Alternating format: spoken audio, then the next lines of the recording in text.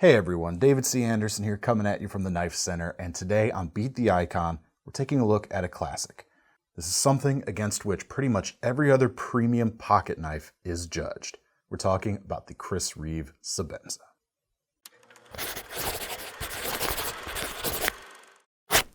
So this knife was originally released in 1987 by the South African knife maker Reeve.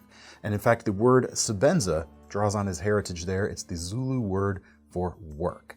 Now this knife has been continually refined over the intervening years between then and now. The current iteration is dubbed the Sebenza 31. Nowadays, they're made in Idaho. You can see that engraved right here on the back. And they are renowned for their tight lockup, their insane tolerances, and just their spectacular attention to detail. This knife is a paragon of refinement that is at the same time dressed up for fancier carry as well as dressed down for hard work. It really does straddle both sides of that aisle very neatly. Now, in addition to being a design that has stood the test of time, this is also the knife that introduced the world to the Reeve Integral Lock, more commonly known today as the frame lock, which is one of the most widely implemented locks across the industry. And it was a design that he never patented, so anyone could use it. You see it proliferating for that reason. But they haven't stopped there. They've continued to improve this over the years as well. Whereas a lot of companies will use a steel interface on the end of the lock bar here in order to have a tighter and longer lasting engagement with the blade itself, Reeve now uses a ceramic ball interface with the blade on the end of their lock bar. And it creates a wholly unique feel and is just continuing to push the genre forward. That's also not the only way they've pushed the industry forward. Reeve as a company was also integral in the development of S30V steel, of course in partnership with Crucible Industries, the folks who make it, as well as a select number of other knife makers too. And it really kick-started the trend of powder metallurgy blades, which again, on the premium landscape, is absolutely everywhere nowadays. Now they've got several different versions of this knife that are typically available. You'll have everything from computer-generated graphic versions with some unique looks. This is an older Sebenza 21 right here that is owned by one of us here in the office. You'll also see several nice inlaid versions as well. This is also an older 21 with the Insingo blade. This one belongs to me, in fact. But even the so-called plain Jane version with its sandblasted titanium handles and its pop of blue accenting color is downright iconic, and it's a look you've seen imitated by a lot of competitors across a broad variety of genres in the knife world today. Let's take a look at this plain Jane version right here. The blade itself is 3.6 inches long, and you can get it in this drop point most prominently, but there are Insingo, aka sheep's foot style blades, as well as some Tontos out there, but the drop points right now are by far the most common.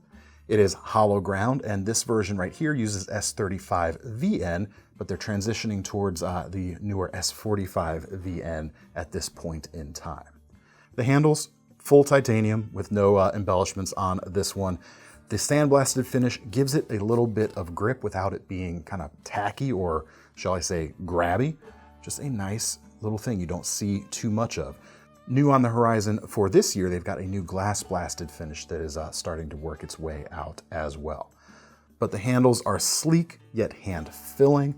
The pocket clip has a dual pinch point design, which is really nice, and they give you typically give you a fob to help pull it out of the pocket a little more easily when you're ready.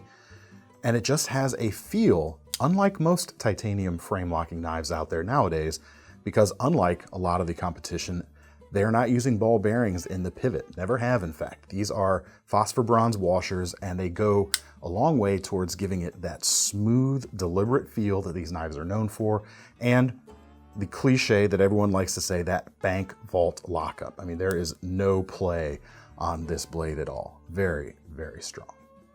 The precision is excellent all around. You've got very finely machined edges. It's not an overly complex shape or milling going on here, but it's executed really well.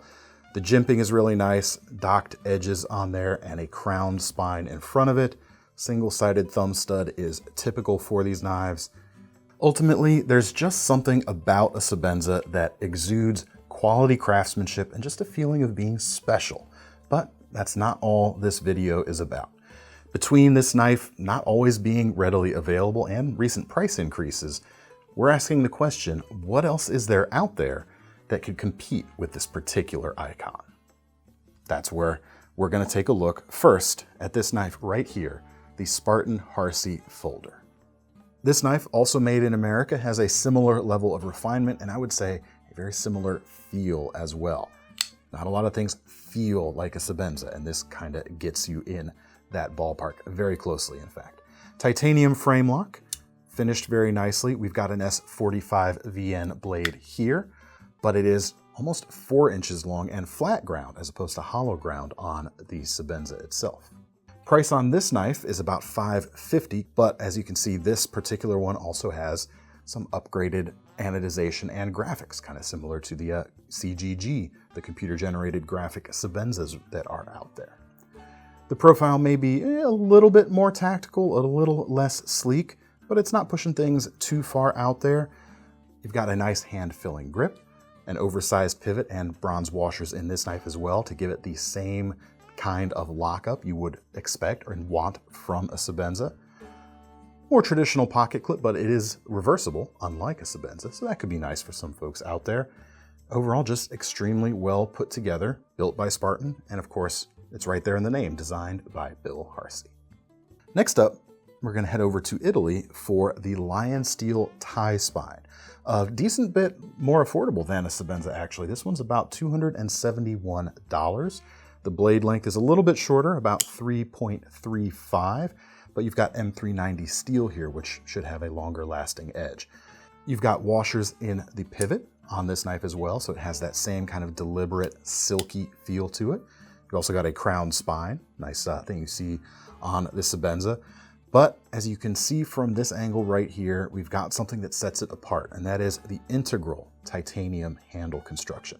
Unlike the Sebenza, where you've got the 2 halves bolted together essentially, the LionSteel features a single piece of titanium for the handle. The fluting pattern on that handle looks great as well, gives you a little bit of texture. Not the same as something like the bead blasted finish, but it gets you probably a similar level of traction, I would say. You've got a deep carry pocket clip on this knife, non-reversible, and it is mostly deep carry. And with the angle, this actually works really well with an angled pocket, especially. Interestingly, moving back to the blade here for just a second, this is a flat ground knife rather than hollow ground like the Sebenza, but despite being a shorter blade length, if we take a look at the sharpened edge, it's not nearly as far off as the indicated measurements would suggest. So even though this is a smaller knife and slightly more pocketable, a little more compact, you're not actually giving up a lot of cutting edge. And in fact, with the higher edge retention of the M390, you'll probably have more long-lasting edge than you would with the standard Sebenza. That's pretty cool. Next up, also from Italy, we have the Fox 525 Ti. This is a Bob Terzola design, and while sleeker than the more broad styling of the Sebenza, the construction is rather similar. Price on this is a little over $300. You've got the titanium frame, you've got the washers in the pivot, so again, maintaining that Sebenza type of feel. You've also got a milled pocket clip, which is something you don't see on a Sebenza. You've got an opening disc right here rather than a set of thumb studs, and in fact, this is definitely easier to open than most Sebenzas, and a blade length of just under 3.5 inches. Perhaps the only slight letdown here is the blade steel could be a bit more premium for the price rather than the N690 that is here, but if you're looking for that kind of narrower Sebenza-like feel, this could be a very compelling option. All right, coming back to America, we've got the newest competitor on this list, the Toor Merchant 2.0. Construction and style of construction and materials are very similar to the Sebenza, but price-wise, it is considerably less. We're about $295, so it's about $150 cheaper than the Sebenza.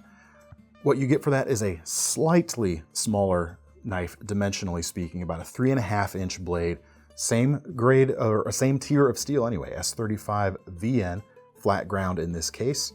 unique blade shape. I kind of like this tapering drop point style. It gives you something a little bit different too. You've got dual thumb studs on this knife as opposed to the single thumb stud on the Sebenza. You also have a folded over, mostly deep carry pocket clip on this knife as well. And one of the nice things is they maintained just a single screw point of attachment, which is what you get with the Sebenza. For the Sebenza to keep that steady, they mill a pocket out in the titanium to keep the clip captive. Whereas on the Toor here, they have a little bent tab that fits into a little slot in the titanium frame instead to keep that nice and solid. Interestingly, the finish on this clip is very similar to the bead blast on the Sebenza. Overall, the feel, the fit and finish is just about on par with the Sebenza 2. I'd put it maybe, let's say something like a half rung just below the Sebenza. Talking real close, however. All right, next up, we're gonna start to move away from the washer-based pivot systems that we've seen so far. A lot of the competition on the premium side of things has made the move over to ball bearings for a quicker friction-free deployment rather than the slower, more deliberate, but exceptionally smooth and stable nature of the washer-based pivot. So these things are going to feel a little bit different than the Sebenza, but are still worthy competitors to kind of that premium level of quality that we've seen so far. The first one is the James brand Barnes. This is another integral titanium frame lock. You can see that single piece of titanium right there. What this is another highly refined drop point design, just like the Sebenza. You've got clean lines, something that's gonna look good getting down and dirty, or when you need to be a little bit more circumspect, so to speak. What this is not, however, is a more affordable alternative to the Sebenza. This knife right here is about $650. The blade length here is about 3.5 inches. We've got M390 blade steel with a partial flat grind, about 2/3 of the way up the height of the blade, slightly thicker on the blade stock there to give it more strength, which is backed up really nicely by that integral construction on the titanium handle. I also like the kind of big, beefy nature of this single piece milled pocket clip, which still manages to look a little bit refined at the same time, despite being, for all intents and purposes, a rectangle. Some nice details here on the back with the shape of the pivot collar, the lock bar interface you see right there, and a nice milling pattern overall. Kind of the nice thing about this is there are so few details in the grand scheme of things, it's easy to kind of focus in on just how nicely done all of them are. And as mentioned, we're dealing with ball bearings in the pivot, which give it that nearly drop shut character we just saw, as well as a slightly more flickable nature to its blade. Next up is the Chaves Redencion 229. Available with a drop point or a tanto shape, just like the Sebenza. This knife is a bit burlier, a bit more chunky than your standard Sebenza, but the fit and finish is exactly where it needs to be to go toe-to-toe. This is made by Reate for the Chaves line, and if you're familiar with Reate's work, you know that they are spot on for this type of work. Blade steel is M390, 3.6 inches. Thumb studs and no flipper, just like the Sebenza. Plain Jane, quote-unquote, titanium handles here. And spicing things up, you've got the skull pocket clip on the back, but they do supply a more subtle clip if that is not your style. Now, what I've always thought of as kind of the party piece for this 229 series and a lot of the Reate-made Chaves knives that really demonstrate that they are operating on a similar level to what Chris Reeve does is the very tight cut line for that lock bar cutout. Compare that to something like the LionSteel from earlier. Nothing wrong with that, but that's a very wide gap there. And even the Sebenza itself has a wider gap for the cut. The precision that you see with that cut line on that Chaves isn't the only reason that this is up to par with the Sebenza, but is just one of the most visible things that lets you know this knife is not messing around. All right, this next knife is the Kizer Task 1. Slightly smaller, we're dealing with about a 3.2 inch blade here. In a way, this is kind of that elusive medium Sebenza size. You will notice that I did not put a small Sebenza on the table here, and that's for the sake of brevity because we have a lot of knives that compare favorably to the full size, including this one, even though it's slightly smaller. Considerably less expensive, $175 for this knife. Milled titanium frame, so you get a little more spice right there. S35 VN blade steel as well with a high flat grind. Got a milled pocket clip. You've got that tight lockup, even without the use of washers. But the ball bearings give you that nice flicky action. Interestingly, it doesn't feel as small or as much smaller than the standard Sebenza as you might think based on the measurements. Hold them up together and yes, it kind of is, but in hand, you might not notice it so much because it's built well and the design has that same combination of brawn and grace. All right, now we're gonna move on to some flippers, which may be controversial to some folks thinking of a Sebenza alternative because Chris Reeve is kind of on record somewhere as saying he's not a big fan of flippers, doesn't like the speed and the forces exerted on a knife frame when you're dealing with a flipper. But what if that's what you want? Well, I've got some options for you here. I've kind of been on record before as saying that Shirogorov is kind of the gold standard of Chris Reeve level of attention to detail and fit and finish in a flipper format. You are going to pay a little bit more for them, however. They're, rather than being something between like $400 and $600 for a Sebenza, you're dealing with something that's probably more like $600 to $1,000, depending on which knife you get. This one right here is an F95NL. Roughly 4-inch blade. This one has an L-Max steel composition. Full flat grind, very thin, consistent edges. That's always been a party trick for these Shiros. They're excellent in that regard. You can also get these with or without inlays. Sometimes, more often they do come with inlays. As far as the ball bearings here, we are dealing with their single row bearing system in this case, but man, that action is just spot on. Overall, just has a very kind of similar feel, or something like you would expect a flipper Sebenza to feel like. This definitely exemplifies that. Next up is something that's often mentioned and in a similar price range, the Olamic Wayfarer. Now, I really like this design. Compared to a Sebenza, it leans a bit more audacious rather than kind of scaled back and refined in a way. So maybe it's a little too out there for some, but it's a very good knife and the quality levels and construction are right where you want it to be. $495 for this particular one. You've got an M390 blade, about 3.5 inches long, flat ground, and we've got blue and gray for the coloration on the titanium. Again, that template laid down by the quote-unquote plain Jane Sebenza, you see it right here, just in a different format. Of course, there are plenty of even fancier versions of this knife out there, but this one is about as close to the refinement of the aesthetics, I would say, of a classic Sebenza. Couple opening methods. You've got the thumb hole as well as the flipper, which feels phenomenal. That M390 steel is going to work great. And the pistol grip kind of orientation of this brings that tip down. It's going to work itself in a different way, maybe than the Sebenza, but still definitely worth something checking out. Next up, we have a ZT. This is the 470. Comes in about $292 right here. And compared to some of the inlaid versions of the Sebenza, we do have a marbled carbon fiber inlay right here. You can kind of think of this as sort of a half-price alternative. Some of those inlaid versions can get up around that $600 mark very easily. Titanium frame, marbled carbon fiber inlay, like I said. This is a Dmitry Sinkovich design. You can kind of see his design language all over this knife. 3.4-inch blade with 20 CV steel, flat ground. So again, kind of another bump up in edge retention over the standard Chris Reeve steels on offer. This knife has kind of that same cross-section of dressed up versus dressed down, although I think this leans a little bit more towards the fancier side, but a lot of the same reasons you'd carry this knife would be the same types of reasons you might carry a Sebenza.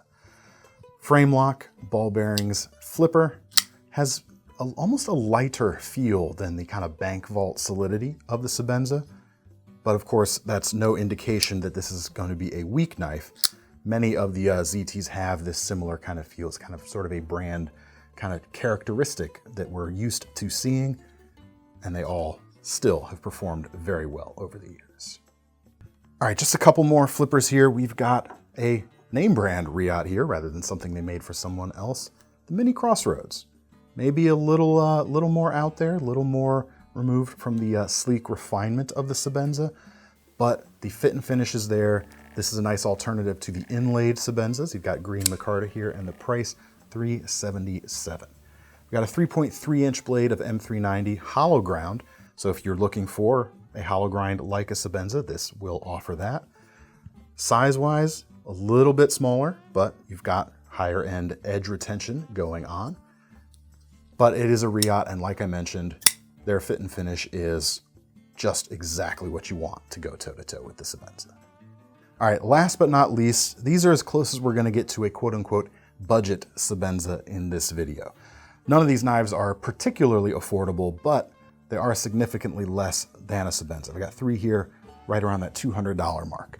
The first is the WE Knife Company Beacon.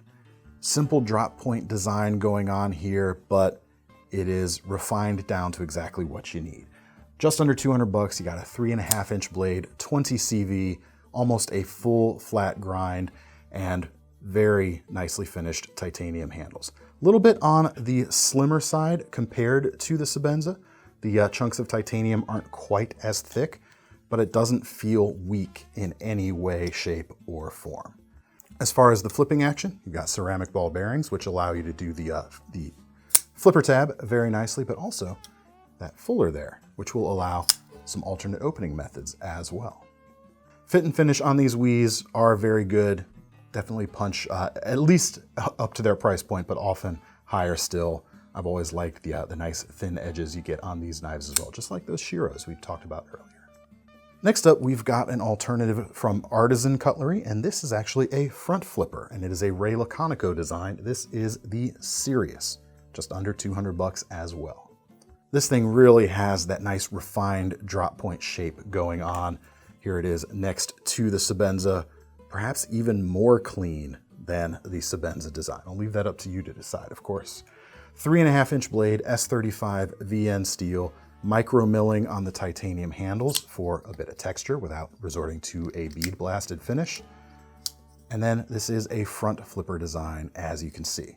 So very different opening style to the deliberate thumb stud of the Sebenza, but another highly refined, maybe leaning more onto the refined rather than rough and tumble aesthetic, but we really like it. Full flat ground blade, almost a full length swedge, milled pocket clip, tight lockup, very nice. And last but not least, we have another alternative to an inlaid Sebenza. This is the Kansept Accipiter. It comes in about $195. S35 VN blade, 3.5 inches, high flat grind, high enough flat grind, not a super tall flat grind. Like the Sebenzas, you get a nice crowned spine on that blade shape, and this is another front flipper, so you don't have a flipper tab hanging down in the open position, kind of helping it maintain a cleaner profile than some of the other competitors to the Sebenza. The lockup is nice and tight, the fit and finish is excellent, the front flipper works well, and it also just has, again, that nice blend of dressed up and dressed down at the same time. All right, that's all I have to show you for this episode of Beat the Icon. Let me know what you thought. Do any of these knives truly beat the Chris Reeve Sebenza, or is this knife still worthy of being the standard bearer that it is, that yardstick against which every other premium knife is judged? Let me know. Let me know if there's another knife you think meets that criteria in the comments. If you want to get your hands on any of these knives, check out the links in the description. Those will take you to KnifeCenter.com. And don't forget about our Knife Rewards program, because if you're going to buy one of these knives, especially these pricier ones, it's going to be really nice when you earn some free money to spend on your next ones. I'm David C. Anderson from the Knife Center, signing off. See you next time.